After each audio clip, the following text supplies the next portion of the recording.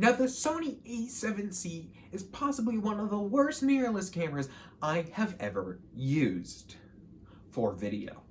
Now, I wanted to buy a brand new mirrorless camera for video somewhere in that $2,000 price point, and I thought the Sony A7C was going to be really good. I wanted something with good autofocus, pretty easy to use, and boy, was I wrong.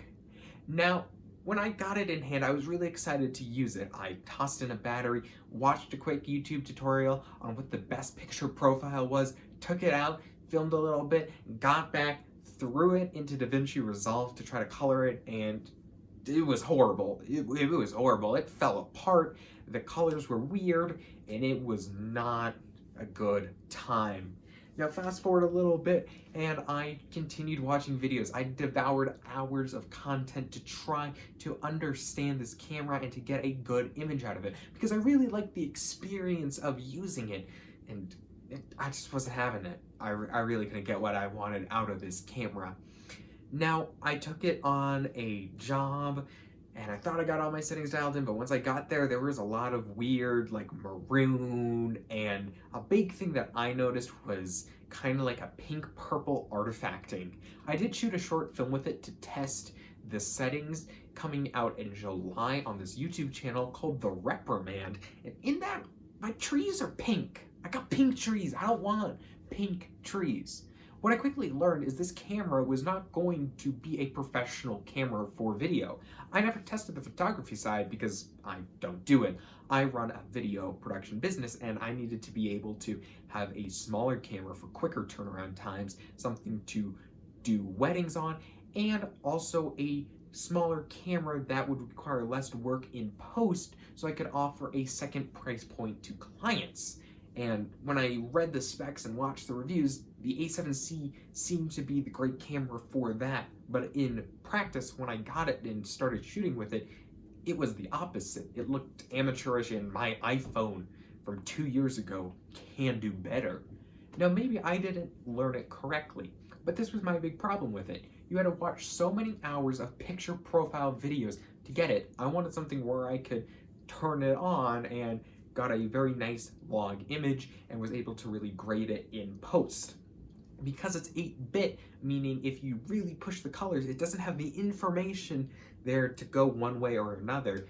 It really didn't color well or color at all. It was a very hard experience to color, wasn't fun, wasn't enjoyable, and so I returned it.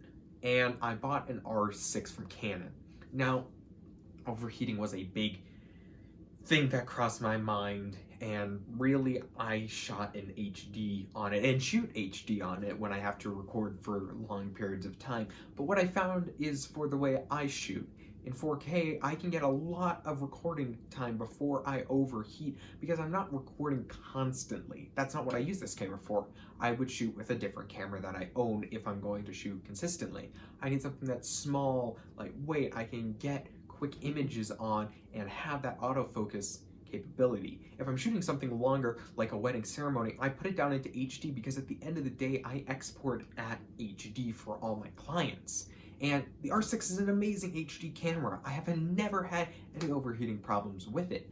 4K, I almost had an overheating problem one time, but that was after shooting for 2 hours of documentary, filming a 40-minute conversation, as well as lots of B-roll. So, needless to say, the R6 is my perfect camera.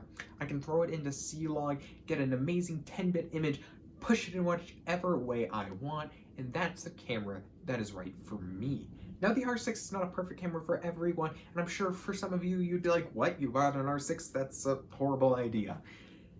I like it for what I'm doing and where I am in my career right now. I use two cameras, my EOS R6 and my Blackmagic Pocket Cinema 4K. My 4K for more of my short films, my documentaries, higher-end client work, and all that sort of stuff. My R6 gets used for smaller client projects, weddings, again, my short films when something like my Blackmagic can't be used, when I need autofocus, when I need multiple cameras, when I need to run and gun and can't take a giant camera, I go with the R6. What I've found is I really gravitate towards my R6 for a lot of projects. I really like that camera and that small form factor.